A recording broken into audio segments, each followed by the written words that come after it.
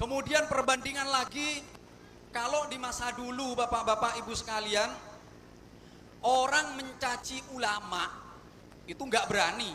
Su'ul adab kepada kiai itu dulu nggak berani.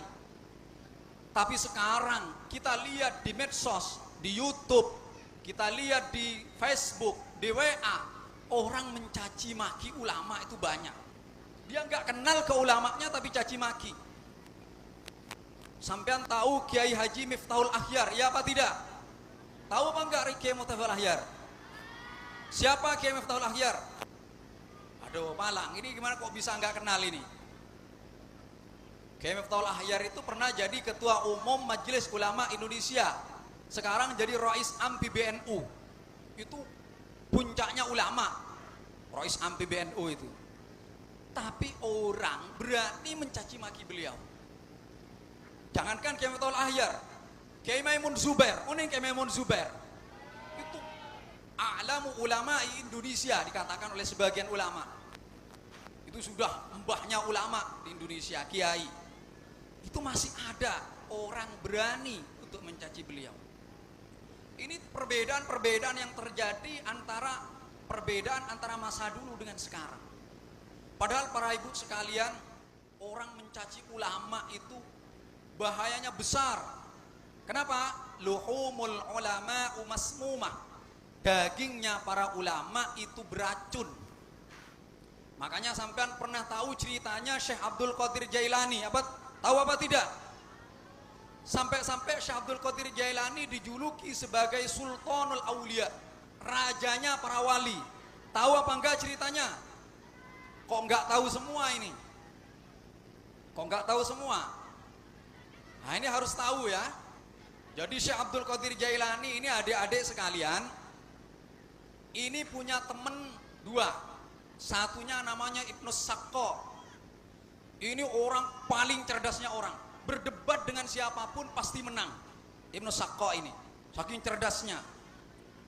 Ada lagi temannya namanya Ibnu Usrun.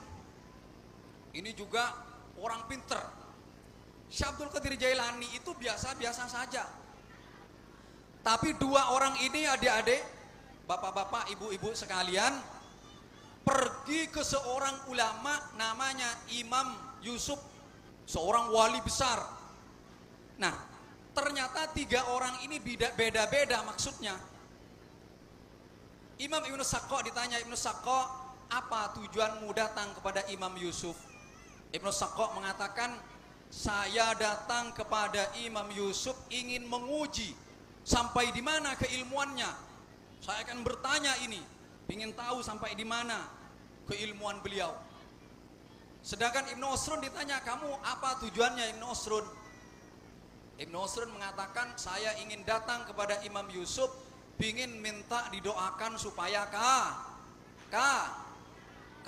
Nah, masih banyak orang yang datang ke kiai makin nikah bu, minta soki. Atau dapat masalah berat baru datang ke kiai. Kalau dulu para ibu dikatakan oleh Kiai Khalil As'ad Samsul Arifin, ketika Syekhona Khalil Bangkalan datang ke Pamekasan, itu orang-orang Pamekasan dari berbagai tempat datang abek tereng bareng kakui parengaki ke beliau.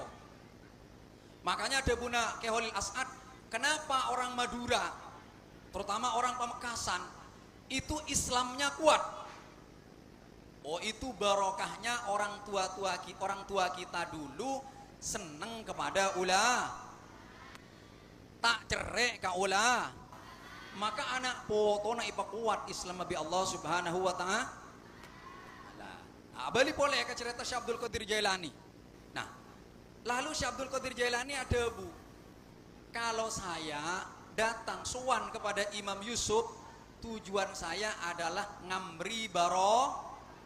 Karena Imam Yusuf itu seorang ulama besar, seorang wali maka saya datang untuk ngambri barokah.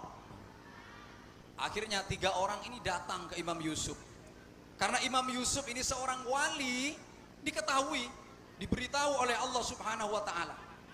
Maka langsung Imam Yusuf bilang, Ibnu Sakko, kamu datang ke sini tujuannya adalah untuk menguji saya. Kamu ingin bertanya ini dan ini, jawabannya ini, dijawab semua pertanyaannya. Dan saya melihat di antara kedua matamu ada kekufuran, kata Imam Yusuf. Sementara kamu Ibnu Osrun, kamu akan menjadi orang kaya. Wa anta ya waladi, dan kamu wahai anakku, qadamuka ala raqabati kulli awliya. Sedangkan kamu wahai anakku Abdul Qadir Al-Jailani, qadamuka ala raqabati kulli awliya. Kamu akan menjadi rajanya para wali. Dan betul Bu, betul. Ibnu Sakko ini orang pinter, cerdas, tapi su'ul adab kepada seorang alim, seorang wali. Maka suatu saat Ibnu Sakko ini jatuh cinta, tapi jatuh cinta kepada perempuan Kristen. Jatuh cinta kepada perempuan Kristen. Mau dia nikahi, oleh orang tuanya nggak boleh kamu nikahi, kecuali dengan syarat. Syaratnya apa? Syaratnya kamu harus keluar dari Islam, masuk Kristen. Akhirnya Ibnu Sakko lebih memilih keluar dari Islam dan supaya dapat menikahi si perempuan. Na'udzubillah mur. Akibat apa ini? Akibat su'ul adab kepada ulama. Na'udzubillah. Syekh Abdul Qadir Jailani akhirnya menjadi sultanul ulama, yang sampai sekarang di mana-mana orang ketika menghusus hadiah Fatihah itu pasti menyebut Syekh Abdul Qadir Jailani. Akibat apa ini? Barokahnya apa ini? Barokahnya dia baik, dia memuliakan ulama. Tapi yang terjadi sekarang para bapak ibu-ibu sekalian, banyak orang berani su'ul adab kepada ulama. Bahkan tidak hanya su'ul adab, berani mencaci maki ulama. Na'udzubil. Melana saya mengajak kepada adik sekalian, ayo jangan ikut-ikutan. Kalau ada di medsos, kadang ini yang terjadi apa? Perbedaan pandangan politik.